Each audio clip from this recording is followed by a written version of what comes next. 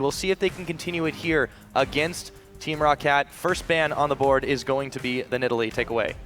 So taking it away from Jankos, we saw Unicorns of Love yesterday first pick it, and also make sure Jankos couldn't get his hands on what we now consider the best early game jungler, at least, in terms of the current meta. He is undefeated on it, so I think that makes a lot of sense. Yeah. Also, Jarvan off the board, and the Zed ban. It's funny actually because teams normally ban Zed against Rio, but now it's H2k banning it against Nuke. So we want to try and still get him away from these assassins. It also opens up a bit for a LeBlanc pick if Kassadin gets banned, and then H2k can go for that one if they want to get some lane dominance again against Nuke, who has been fairly weak, honestly, and you have been able to get some kills and pressure him in the lane.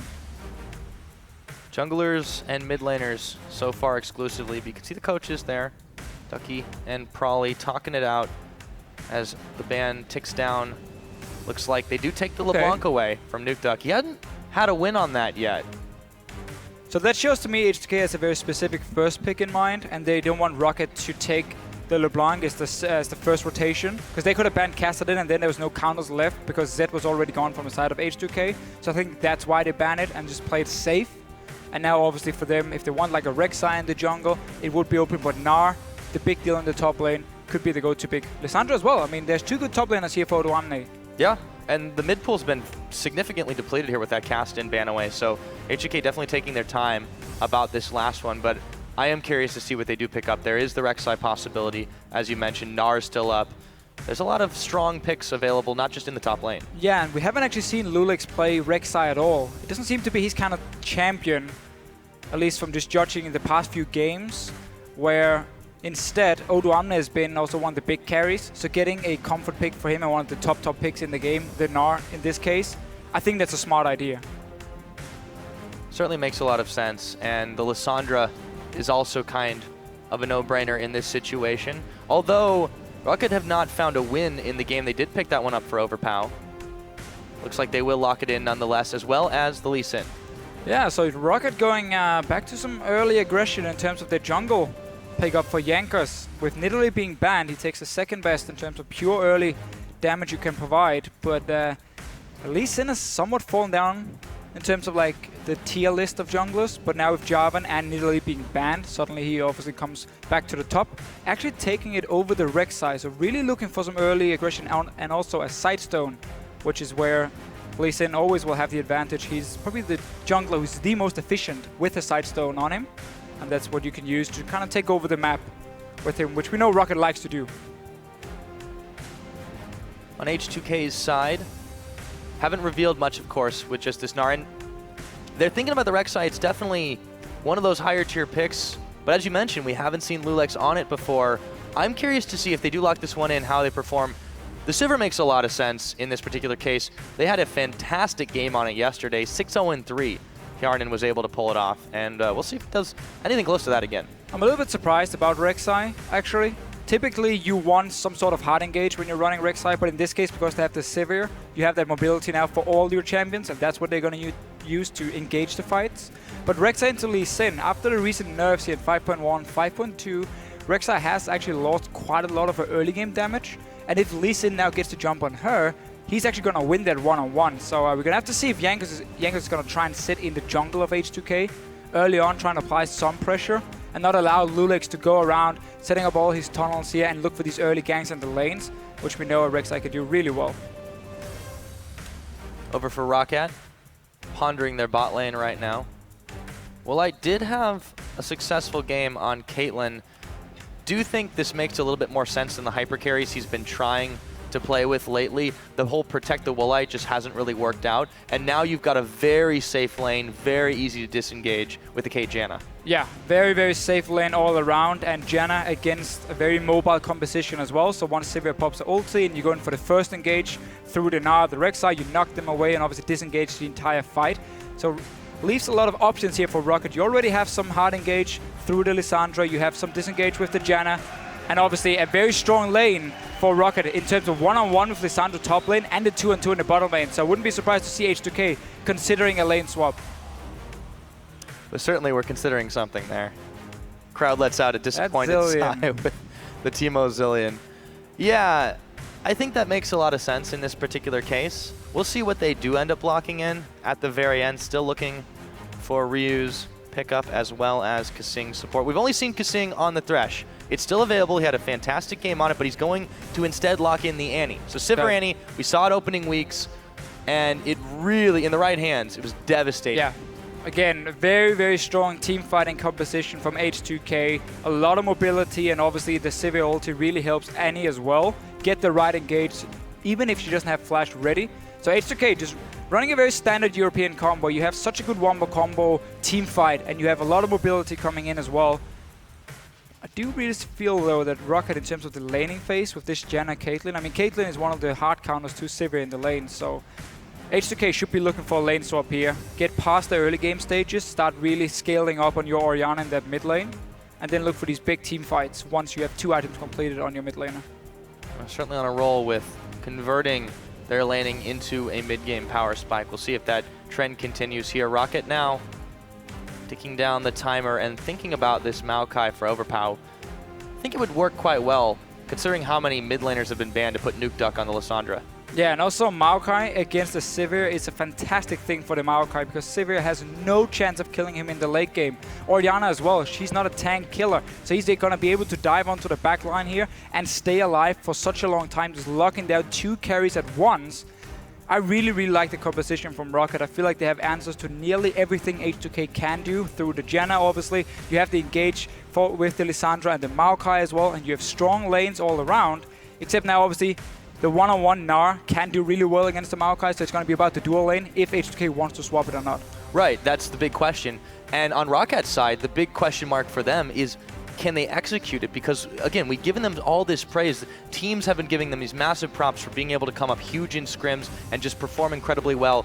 But now with the scoreline they're sitting at, with the way they were beaten yesterday, it's a little troubling. Can they execute? This is definitely what looks like a more comfortable composition for them, though. Yeah, when you talk to the teams about ROCCAT, they all say early game is not a problem at all for them. They do really well in scrims. They can beat teams on 20 minutes. But then in the LCS, we see this very passive play style instead. I really feel like as a team, they got to just be more comfortable when they're on stage. And actually, don't be afraid to make plays. If you can do it in scrims, you can do it on the stage itself. And then we can maybe see ROCCAT be more aggressive in the early game. Yeah, just got to relax, got to let it go. But the lineups are locked in now, so tell us who you think is going to win this game. Tweet at LL Esports using the hashtag H2KWin or ROCWin. We're going to go ahead and check on those results in-game. The crowd is hyped. They're getting ready as we load up onto Summoner's Rift. It is, of course, Week 4, Day 2, H2k taking on ROCCAT. And again, 2 teams here really trying to break into that top 3 in Europe. Elements has lost a few games.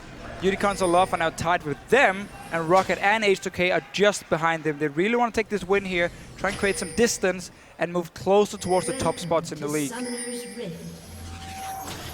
It's definitely a fight for that side of the table. These 2 teams, very different play styles, though, we've seen come out of them. Oh, yeah. And ROCCAT are going to have to make some really strong early game pressure here to prevent this mid-game team fight power spike, but it is so troubling to deal with the number of weapons that this H2k side has. Yeah, that really is going to be the big thing for ROCCAT, and I feel like we have said it before. In this case, you got to make sure you don't fall too far behind in the mid game, and you get to your late game point where the Maokai and the Caitlyn can really start shining.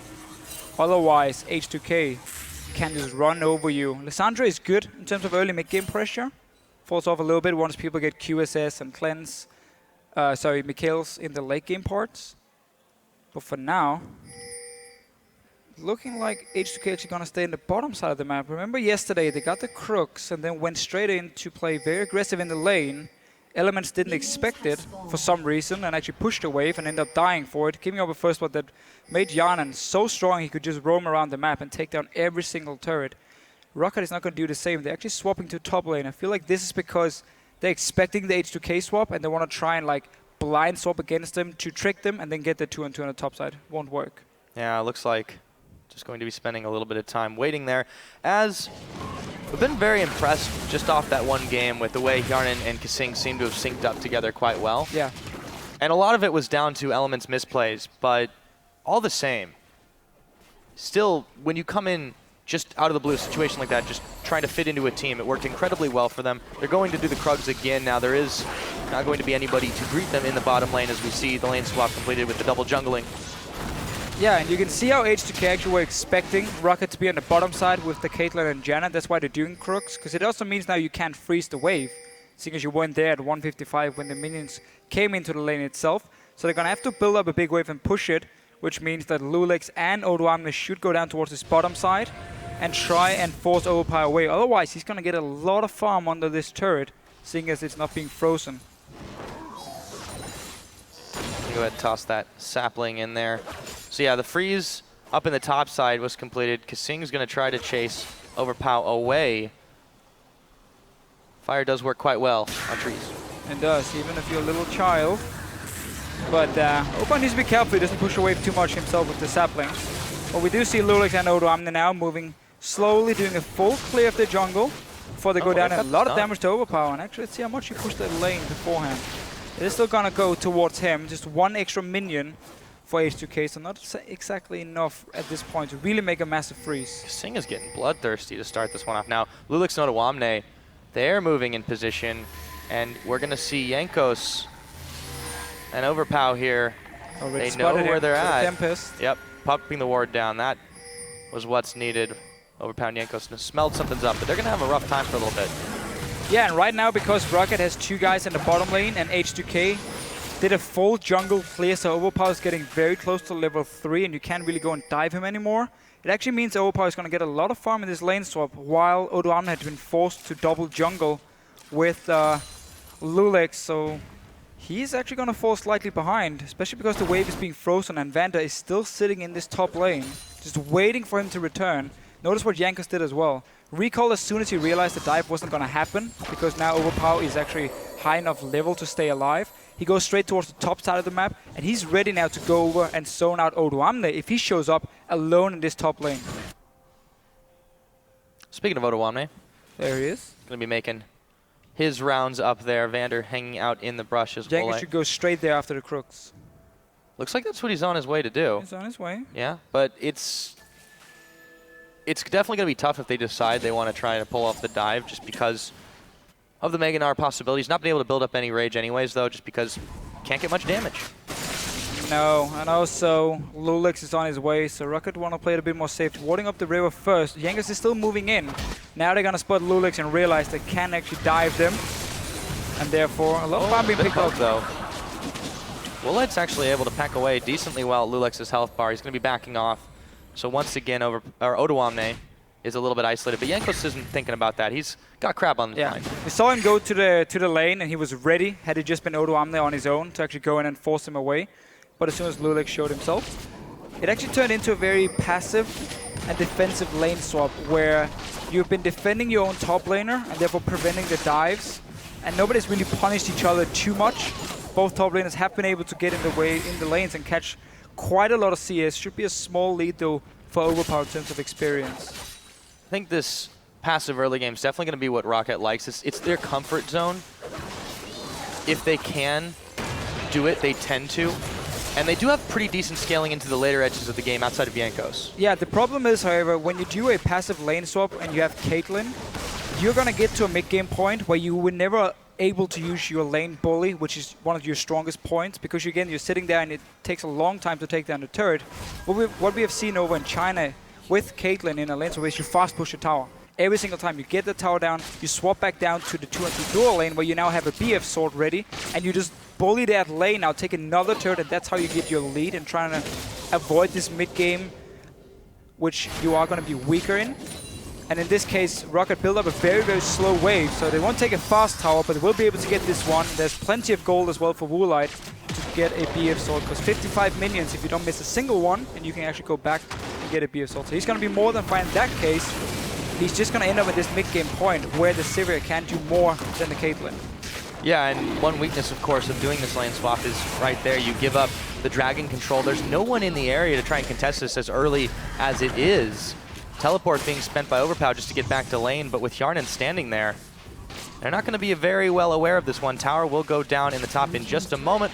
There it goes. Yeah. And this is going to be, however, an H2k Dragon. And notice how ROCCAT made sure the tower killed every single minion before they took it down. So now the two waves actually face each other and they're equal.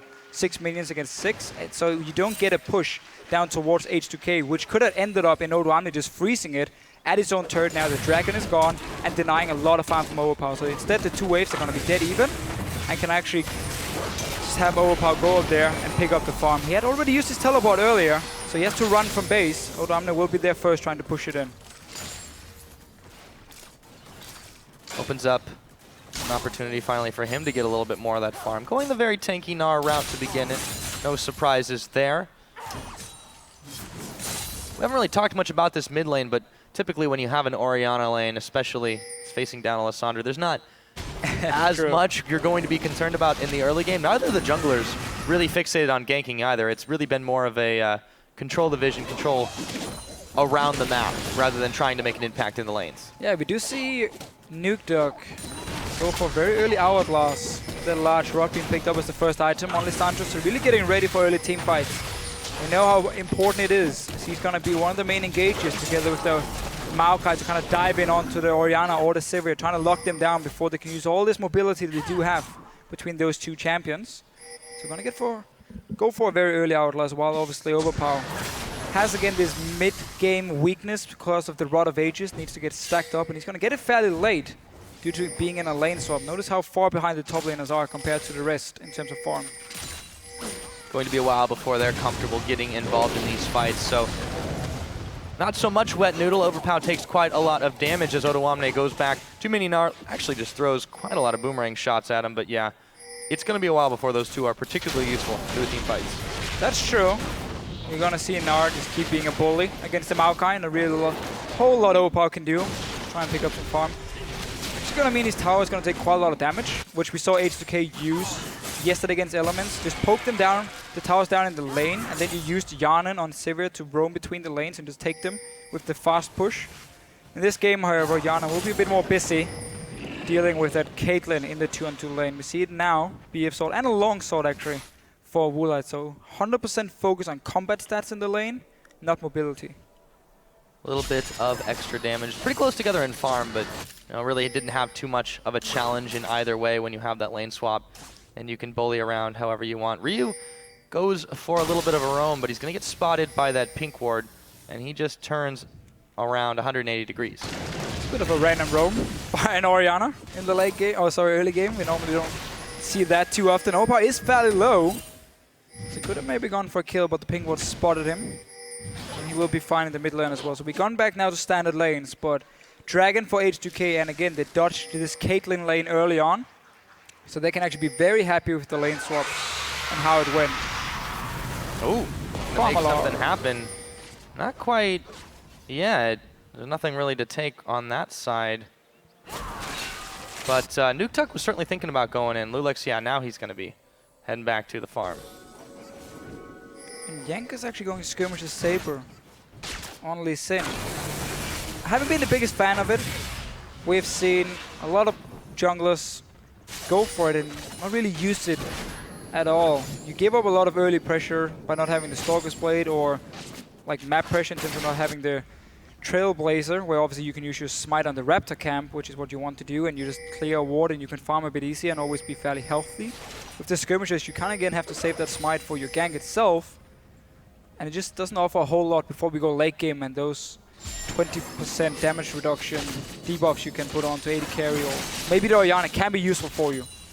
Yeah, I'm curious to see where Yankos ends up utilizing this. He did sell the Ranger's Trailblazer to pick that Skirmishers up, and Lulex just completing his tunnel system here as he heads over to the Raptor camp. Meanwhile, in the top lane, Overpower's going to be backing away. Decent farm advantage for Odoamne, but he's got no tower still to fall back to. No, and again, Overpower just falling further and further behind after they got into this one-on-one. No Rod of Ages yet. The standard time is around 13 minutes. And he's just got a Catalyst. Yeah, that's going to be delayed quite a lot. His goal at the moment is only on 75, so he just spent everything he had. That's going to take a while for him to get stacked up, and we even see Nukeduck actually not going for Outlast first, just had enough gold for that large rod, so one of the early power spike, and then just going Morel Normicon as actually the first fully completed item for him. Yankos was trying to apply the Jurassic Park strategy there, where you can't see it if there's no movement. In this but he game doesn't again, fall for it. or this early game, is really why we don't see too many junglers still use Lee Sin. Especially if you look at the likes of NA, where Vi was played a lot suddenly. Jankos hasn't been able to make any plays early on. We had the lane swap, obviously, and he hasn't been able to pull off any ganks. This might be the first one, though. They're certainly going to try for it. Ryu, though, yeah, he's got some It backup. won't be. But this is where, again, in terms of pure team fighting, Rek'Sai is going to be a lot better than a Lee Sin. So Jankos is going to be more about peeling in these late game team fights.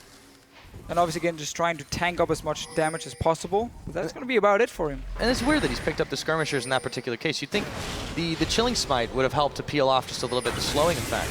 It's not going to be able to be applied this time around. Lulex clears out that ward. 7 seconds on the dragon now. That team is really keen to set up too quickly for it. Scuttle Crab control for ROCCAT. Crowd is loving those ward kills.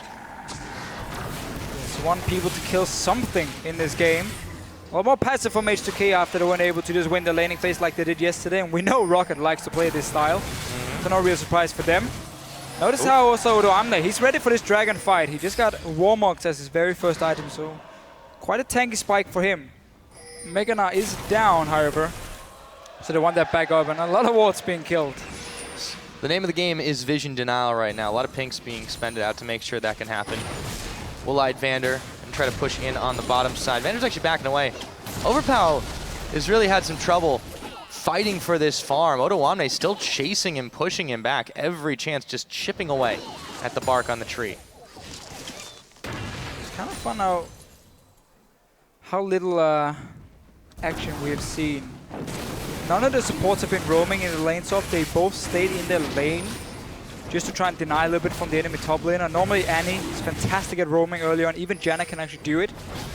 But no, there's no ganks in the mid lane or anything. The junglers have just been there to secure farm as well from the top laners. And because H2k got the first dragon, now got the second one. And again, we're getting towards this mid game point where Wool-eyed doesn't really want to look for fights. He wants to try and fast push down a few turrets, but that's not going to happen.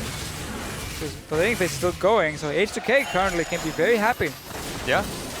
Despite the fact that Kasing does take a big ace in the hole, Kjarnan still fairly healthy, spell shields away the Peacemaker. It just seems like H2k, they're not particularly keen on fighting it out right now, even though they should have a pretty decent power spike going forward. And they also continue to try to just get in and take a numbers advantage, a quick gank, but there's so many wards here that H2k is just clearing them out and walking away. Yeah, but again, they do have to be a little bit careful. They don't allow Wool-eyed and Vander here to take down too many of these outer turrets. The first one is already gone. This is why you want that Caitlyn into Sivir. There's nothing she can do against you.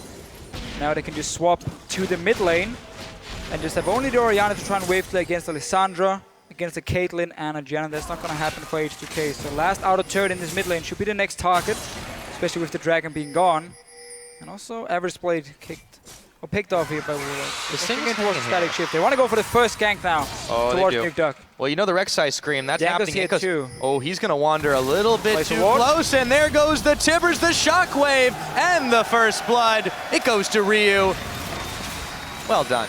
Well done here. Just sitting and waiting. They actually placed the ward after the Tibbers went down, but they saw Jankos move over there, and then simply destroyed him. Nice little roam by Kasing. The first time we see him really move out of his lane. Yeah, waits for the perfect moment to strike and drops the bear. They combo a couple of ults, but it was definitely well worth the first blood. And now Kasing hanging out in the mid lane with Ryu, waiting for the mini wave to arrive to push it in. And we see already Wool-eyed in this mid lane. Ooh! It's going to be the next turret for him. It's quite the distance there. Ryu double buffed. Already got Athene's completed for him, and Odoamne actually took the top lane turret, so tower's starting to fall, should open up the map a bit, and for potential fights. Yeah, they seem to be a bit energized by this one, but maybe they've overstepped their bounds, or maybe Overpow is the one getting pushed in. Still not quite tanky enough, and they're keying off on him despite the Vander ult. Now they're going to turn attention to the Janna. Lulex, they have the damage, and they manage to pick up a support 2-0 on the kill score. And H2k have started to flex their muscles. I'm really not sure why ROCCAT are looking for a fight there onto Odoamne. He's very tanky already. Nuke Duck was in the bottom lane as well. Not going in on that claw. Poking away, but this turret now is going to take a hell of a beating. May not last too long. Wool-eyed has just got to get the hell out of dodge. He's not going to even try to defend it. Picks off. Now they're waiting in the brush here. ROCCAT to maybe try. No, they're not going to go for it. I feel like they've been a little cowed by this aggression that H2k has started to demonstrate. And look at all the gold here for H2k after getting top lane tower, mid lane tower, 2 kills as well. Everyone above 1,000 gold in the bank. Back to spend it, and now again, keep pressuring your advantage. Bottom lane turret is the last outer one. That could be your next goal, or you can just ignore that and start pushing straight up towards the mid lane. Take control of the jungle of ROCCAT, the top side. Dragons have gone to you already, and it's not going to spawn for a few minutes. Get in that jungle here again. Force ROCCAT to lose a lot of farm. And if they want to fight you, you're happy to simply say, let's go. Let's go indeed. And Let's go with that Vander ward. goes on. Bit of a scouting mission, finds his ward. 30 gold for his trouble. They're going to grab a crab as well. But while Lulex has been instrumental in a few moves we've had around this map, Jankos, he really hasn't. He's tried to get involved and he's tried to set up ganks, but Has he? H2k, he's tried, not successfully. Okay, true. You're right. You are right. He just seems to be wandering at this point a little aimlessly. They're not really going for objectives. ROCCAT is just sort of playing this out. I don't want to say passive because that doesn't seem to do it justice. No, again, one of the reasons I guess he's picking this is just for that side spell. Oh! Yanen here. Yep, He's in spell trouble. shield is burned on the hunt. Nuke Duck flashing Tomb! And he claws his way out. 1, 2, 3. Nice little pick by Nuke Duck. We see all the wards on the bottom side here by ROCCAT. And Nuke Duck was unspotted. Picks up the first kill for them. And actually Righteous Glory for Overpower. So no Rod of Ages here. He wants that extra mobility when he's engaging onto H2k's side. And the very mobile composition they do have. It will make him slightly weaker. A bit squishy, doesn't have the same damage he would with the Rod of Ages. But he's then sacrificing himself for the team and the chance to actually engage in. You're going to have to see if he can stay alive. Again, it's going to make him fairly squishy in terms of these mid-game fights. Yeah, I think they're turning Jankos into the tank in this particular situation. Makes a lot of sense anyways, at least in fairly common build as Jankos tag teams. That he does not connect on the Sonic Wave, however, and Ottawamne is actually able to just push them both back for a moment as he goes Mega Gnar and walks away for free. And obviously Overpower still, I mean, shouldn't be kidding ourselves. He's going to be extremely tanky. I mean, 500 HP on that Righteous Glory. So we're just nitpicking here. Typically we do see still Rod of Ages, especially when you're like diving onto 2 carries who can't really kill a tank. You just want to invest as many resources as possible onto your Maokai. He gets really, really tanky 2 items very early, and he can just stay in these fights forever. He's on to Ottawamne here. Yep, and he has found some Jankos damage. coming as Jankos is ready for the tag team once again, but Overpower's actually backed away. There we go. Flash Ottawamne though. He might be backed into a bit of a corner here. They've got the damage. Overpower just keeps on moving and moving back with the Mega Gnar timing. Ottawamne, can he get away? Dodging the Q again. Again, remember, this Righteous Glory here is making you weaker in these small fights. You have no AP at all, so no damage coming from Overpower. Ends up dying. And this is horrible 1v2. timing. And at the same time here, rest of H2k said, fine, Jankos on the top side. We're just going to take this bottom lane turret, the last outer turret left in the game. We will take that for free. Simple for them. You get kills, you get towers, you get dragon. I mean, just notice again here, Overpower onto Ottawamne. He has barely any damage to him. There's a Hex Drink already, and the Warmog's the first item from Ottawamne. And Jankos joining in. Really not had a good day on this Lee Sin. Just notice, Mega Gnar gets popped, Hex Drink, a shield, everything. And there's the extra HP and the kill. That's all Smack. he needed. And yeah, Jankos look brutal, not man. been able to Into connect the on wall. the Qs. It's just so frustrating in that situation. Now another dragon picked up by H2k after all of that as well. Everything's going right for them at this point. Yeah, finally, once we hit the mid-game point, really start to pick up the pace. Get kills. We saw Kising roaming. All the outer turrets are gone for ROCCAT's side. And there's really no reason to stop from H2k. Just keep looking for these fights. You have a lot of engage options because of the Sivir with the Annie lined up. Ottawamne looking for another fight against Overpower. Ooh, Gnar backwards, and he goes Mini Gnar actually. Even though the Vengeful Maelstrom is on, he's really making Overpower regretting really trying to take the one-on-one here. It's a very, very slow fight. Flash is forced. He's not going to be enough though. Twisted advance back on in, but Ottawamne should have enough damage to polish him off. And Ottawamne here again, really just looking for every single one-on-one fight. Overpower can't do anything but try and run away. And Nuke now setting up for pick, but this is one of the big things about Rek'Sai. you can run around the enemy jungle, and you see it again, the Tempest here, the small circles under ROCCAT. So despite not having a ward on them, he knows they're trying to set up for a pick, and he just backs away. And stays alive. Now they are 5 members in this bottom side, starting to push through the tower pretty quickly. There's not a lot of a reaction. The Janna shield is hardly going to be enough. The tornado does come out, but the turret is just about done, and that is going to be it. They drop the timbers on Nuke Duck, and he's gone before Vander can even heal him, who has to flash himself. Chilling Smite, they're chasing Woolite away, and he can't even get back to the base gate. There we go. Jankos is going to get the safeguard. Lulex pushed back, but now they're onto the inhibitor turret. The switch has been flipped, and H2k have gone up to 11. They find Overpow, a little bit more damage there, and they're able to take him down. ROCCAT are just getting so shut down. Inhibitor 1. It looked like it wasn't going to be a 23-minute one, but it is, Deficio. It is indeed. H2k looking very, very good. And just to correct myself from before, it's of course not the Tempest, it's the Tremor from the REC side. Tremors indeed. Tremors indeed. So let's see the fight again. It's on to Nuke Duck. He actually used the claw, so he has no escape tools now except for maybe flashing away. But that's a nice engage by Kessing. Just a new guy on the team. Flashing in, making the plays, not staying back, not playing passive. It was the same yesterday against Elements. Kessing has really done a good job in his first few games for H2k, and obviously just pushing in. Rio as well, feeling very confident with his Hourglass, and no damage at all for H2k at this point. So Caitlyn is weak, Maokai is weak, Inhibitor gone. That's really all you can say for that one. H2k have really been turning up the heat, although ROCCAT is trying to find an answer in this mid lane. They've got a minion wave at their back, but Ryu and Kissing are both here. And now the Rek'Sai Scream makes you wonder if you've cleared all the tunnels out of your jungle. Never fear, you have, but Lulex is still in hot pursuit of the crab, though. Got seafood on his mind. Gotta get that. 80 gold. Actually 84 gold for him this time around. And notice again about how Odoamne and Lulex, with all this gold they've been able to pick up, especially Odoamne with these one-on-one kills and even 1 versus 2 kills, he's so tanky. Even going for more than Mortis, he's feeling that confident. There's not enough damage on ROCCAT side to take him down. Woolite is BT and even a Last Whisper almost at this point away from being able to do anything in these team fights, and he's not gonna hit that point because H2k, they keep playing aggressive. They take the Baron as well now. ROCCAT way too slow to react. Yeah, they come in just a little bit too late. Overpow is going to get knocked against the wall and taken down. Ryu adding another to his kill score. Woolite just backing away with the net, but the house lands on his head, and that's going to give you a bit of a headache.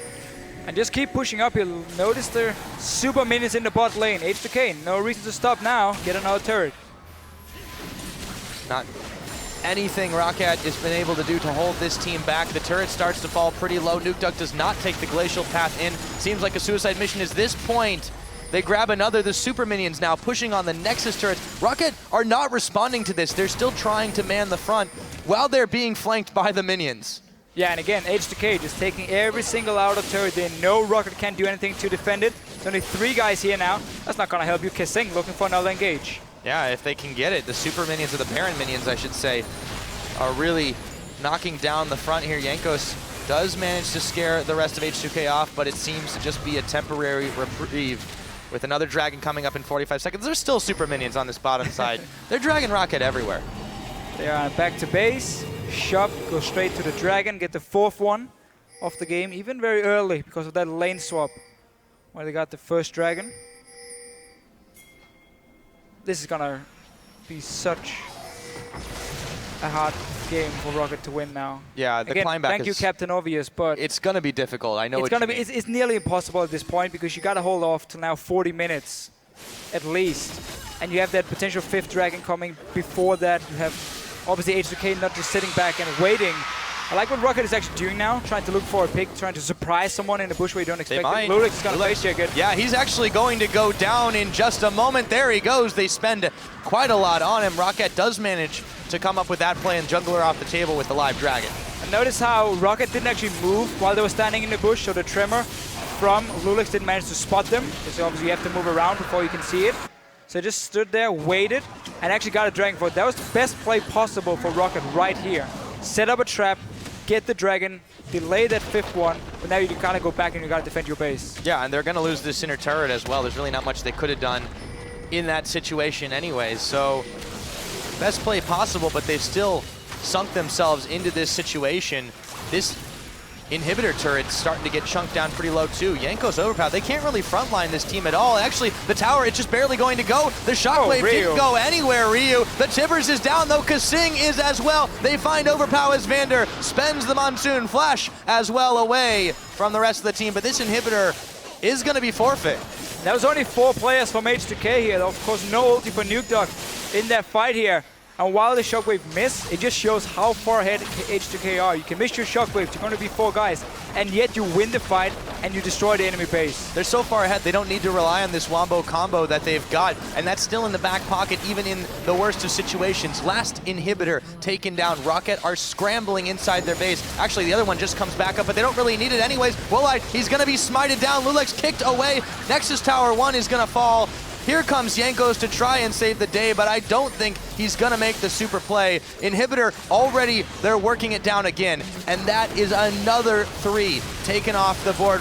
Overpow trying to be the hero himself. He's gonna twist it advance. Lulex has to flash away from this one. Ryu Otoamne all very low. Woolite is gonna pick up Yarn, and maybe they can find a turnaround here, but their base is in shambles. They need the shutdown. They need to keep finding kills, but it's still only a 2-for-1. Only a 2-for-1, might not be over yet. Notice Kasing on the minimap.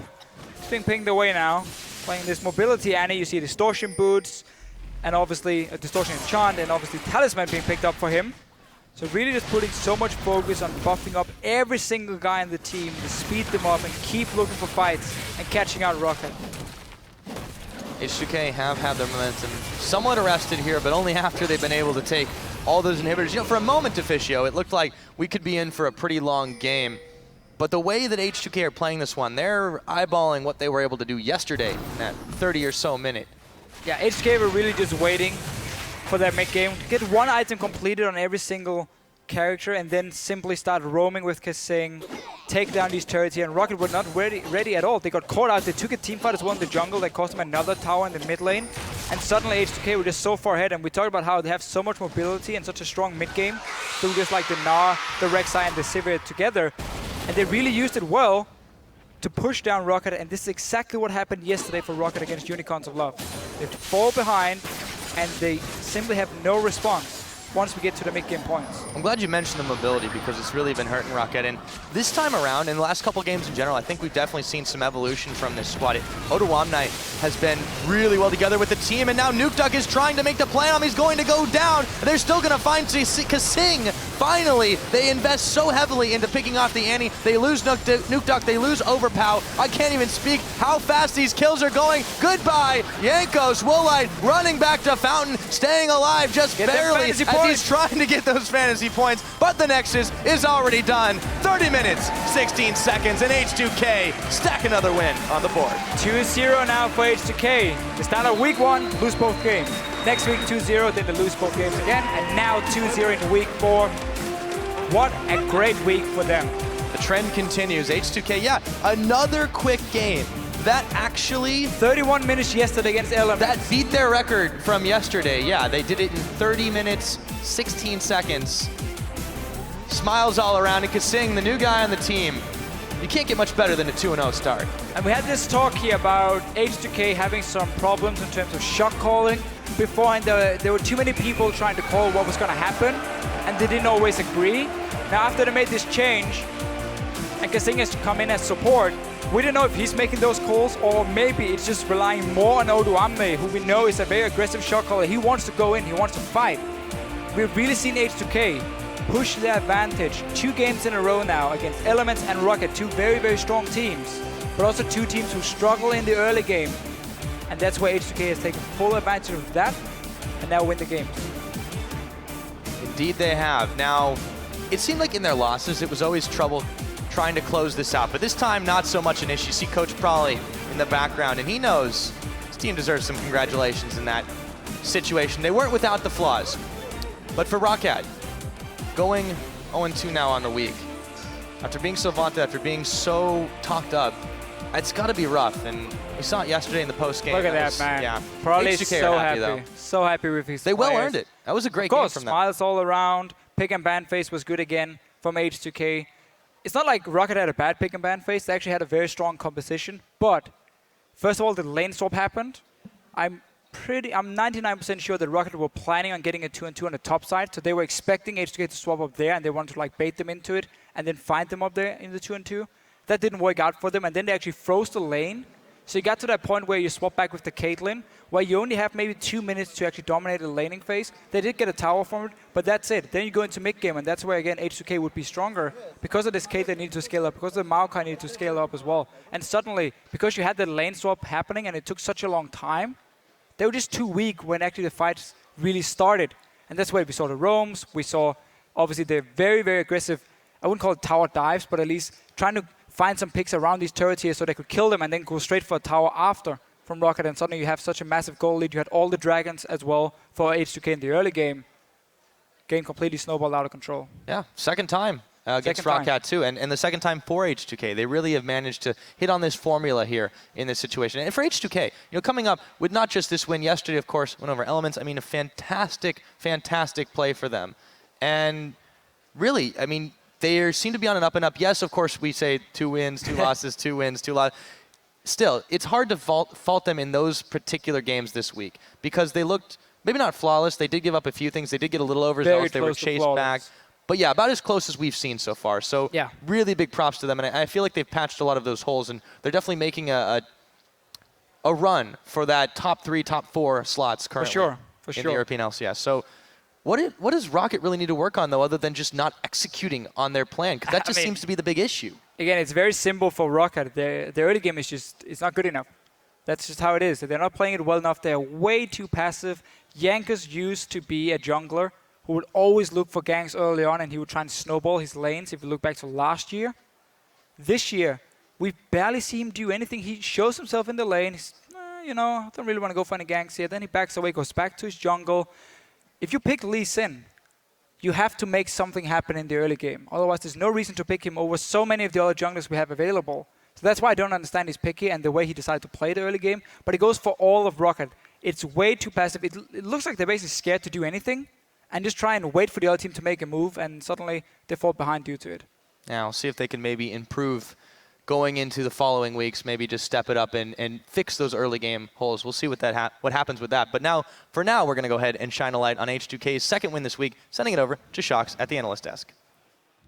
Thank you very much, Pyrotechnics. We're joined here by H2k's top laner, Odoamne, and their coach, Prolly. Congratulations, guys. That is 2-0 on the board for this one. Prolly, talk me through what the initial game plan was, because you guys started off slow, and then when you flipped the switch and just went all in. Well, I did tell them I think we had a comp advantage in terms of scaling and in terms of just a pure 5v5. So I kind of reassured them, like, you guys don't have to go too crazy to get an advantage early game. Just, you know, do your thing and, like, don't play passive, because that's going to be a bad thing. So kind of just do your thing and keep up aggression, but don't think you have to make plays to win the game. Although I saw that ROCCAT's lane swapped away from you guys. Did you guys expect that, or did you guys expect to go into the 2v2? We thought about it in Champions League that they might lane swap and give Maokai a camp and send him with the TP bots, because his laning 1v2 is pretty easy, especially when he gets a camps. But it didn't really bother us. Like, I just gave a leash to Lulex and then we just like transitioned into double jungling. Right. When you did end up in the lane versus Maokai, you were able to get the better of him even with the ganks coming in. Let's actually get a replay up on the screen from a moment where, honestly, I thought you were dead, but you got out of it. Talk us through it. Since I built tanky, I knew that it was quite easy for me to just cut it out. So I just waited to stack my passive and get my W procs off as much as possible. And I wasn't backing off a second. I was just running around waiting for my passive. And I knew that they would overextend for me to kill me when my passive was out, but it just came up in time. And then I just got my ulti off and then escaped. Yep, you did. Did you notice that Maokai in that one, or Overpower, had the Righteous Glory? He didn't finish his Route of Ages. Did that influence your decision, or were you just going to go in anyway? No, I would have went in anyway. I just noticed in the middle of the gang that he procced the Righteous Glory and started charging him, and I was like, oh, okay. I'm just going to go with it anyway. Probably, something I want to ask you, actually, because the ROCCAT composition, for me, it looks like they'll eventually like just run out of damage, and the only way they can win is just like taking a lot of towers down. Was that something you were worried about, or did you just like focus on wave clear, or like? Once the game started and I realized they 2v1'd, it became a concern that they would take turrets too quickly and we wouldn't be able to come back. But the bigger concern that I kind of stressed to the guys was we had an immobile mid and they had Lee Sin, Lissandra. Yeah. So in my mind, I'm like, all right, their game plan, if they just camp the hell out of mid, it's gonna, destroy us because they took top turret, took bot turret, and if the mid ganks worked, I don't think we would really have our opening to come back in the game. So for Odawama, you guys have been in the LCS now for a couple of weeks. Have your practice methods changed a bit? Like, are you getting used to, the LCS rhythm of like playing 2 matches every week and preparing for opponents, or is there something that has changed from your time in the past as like the amateur scene? Yeah, it definitely changed. Like scrims now make a lot more sense. We practice every week different specific things, and we just have different scrim goals every scrim set we go into, and we just prepare for the teams that we will face each week. Looks like you've taken a huge leap forward in this week specifically. Probably have you noticed a notable difference in the way they're communicating? Because it seems to be very clear, forward when you have an advantage, push it through. Every week it kind of gets better, but it's kind of hit or miss in scrims, at least for communication, because it's like, things are going well, they're like, hey, buddy, let's go do ganks. And then when things are going bad, they're like, I'm just going to farm until the scrim's over. So scrims were going bad this week, which are really good for us, because whenever we lose scrims, we do well in the LCS. So when communication goes down, it's always kind of like a panic, because I'm like, I haven't seen them communicate that well in scrims yet. But every time I watch them in LCS, I know they're doing everything the way they wanted to in scrims. At least we know you have a lot of experience with bad scrims. I sure do. Final question for you, Odawamni. In the very first week that Krepo was here, he was saying that you were the only player he saw that was already on LCS level and maybe even one of the best top laners in the league. Do you feel like now slowly you're able to prove where your skill ceiling is? Well, each game is definitely a chance for me to prove my skills, but I don't really think about it that much. I just try to give my best, and I just take everything as a learning experience. Well, that is the right approach. I would say 2-0. Congratulations, gentlemen, in this one. We're going to step away for a moment, but when we return, H2k-Gaming will take on Giants. Stay with us. We'll see you in a few. Still not quite tanky enough, and they're keying off on him despite the Vander ult. Now they're going to turn attention to the Janna. Okay. Listen. He's going to twist it advance. Lulex has to flash away from this one. Ryu, Odawamne all very low. Wolite is going to pick up Yarn, and maybe they can find a turnaround here. Nuke Duck is trying to make the plan on him. He's going to go down. They're still going to find Kasing. H2k stack another win.